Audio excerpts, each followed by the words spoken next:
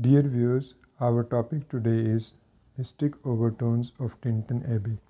Tintern Abbey is one of the finest works of literature ever produced by a nature poet. Its original title is Lines Composed a Few Miles Above Tintern Abbey. Wordsworth was inspired to write this poem when he visited the River Wye after the lapse of 5 years in 1798. According to David Dashes, Tintern Abbey is the star of 1798 volume. It showed how Wordsworth developed out of 18th century meditative verse a richer and more personal idiom linking reflection to sensation in a new organic way. It implies that the poem is a harmonious whole in which elements of personal observation are admirably blended with those of transcendental dimensions. The poem belongs to the genre of retrospective narrative poetry. It highlights the exaltation of reminiscence or past memory. The poem is also a roadmap of the poet's developing sensibility through different stages. These stages include animal pleasure of childhood, adolescent passion for the wild and gloomy, and mature awareness of the correspondence between the natural world and the moral world. Animal pleasures of the childhood mean thrilling sensations generated by beautiful panorama of nature, and adolescent passion for the wild and gloomy means replacement of childhood experience by the stirrings of imaginative faculty and depth of understanding. As regards the last stage of mature awareness, it is the awakening of spiritual insight which bears fruit after the poet's smooth mental transition through the preliminary stages. At this stage, the poet becomes capable of listening to the still, sad music of humanity as a result of his harmonious relationship with the external world. First 20 lines of the poem are devoted to the nostalgic mood which overpowers the poet when he revisits familiar natural objects. Next lines reveal that these objects remain out of the poet's sight for many years, yet they were never out of his mind. Their recurring memories generated a blessed mood, and that blessed mood gave way to a deeper understanding of the mysteries of the universe. At this stage, the poet generalizes his personal experience, saying, "We are laid asleep in body and become a living soul."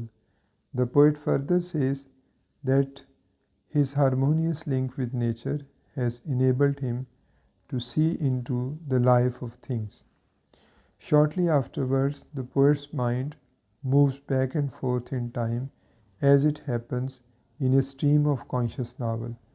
The poet talks about the sounding cataract which used to haunt him like a passion, and goes on to talk about the abundant recompense provided by nature after the loss of his initial joys of childhood period. The poem reaches its climax as it nears the 100th line.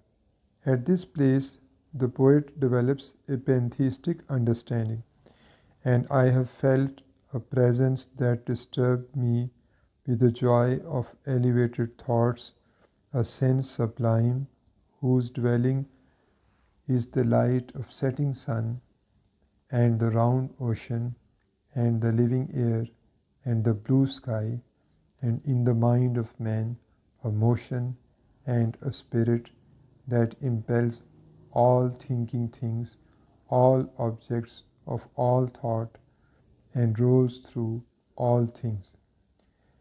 As mentioned earlier, these lines bear the impress of pantheism, the belief that God is a part of the created universe rather than separate from it.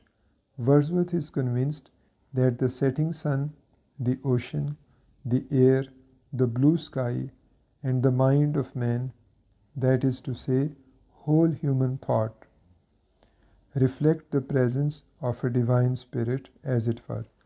The realization of the divine presence in nature transforms his raw understanding into a deeper spiritual insight. It is this which makes him seek guidance from natural phenomenon not only from personal point of view but also from moral point of view. Surprisingly, his thought takes a turn in a totally different direction and he suddenly starts eulogizing his sister as a surrogate to nature. Even if he had not been lucky enough to find comfort and guidance from nature, he would have got them from her company.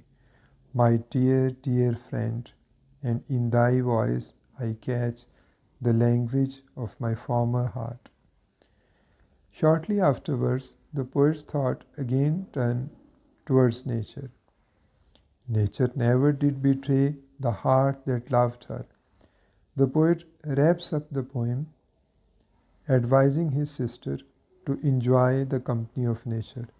Therefore, let the moon shine on thee in thy solitary walk, predicting that the wild ecstasies shall be matured into sober pleasure, and anticipating the solitude of his sister, the poet advises her to remember his attachment to nature and his benedictory visits.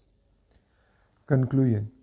Tintern Abbey is one of those poems of Wordsworth in which his art as a poet finds fullest expression.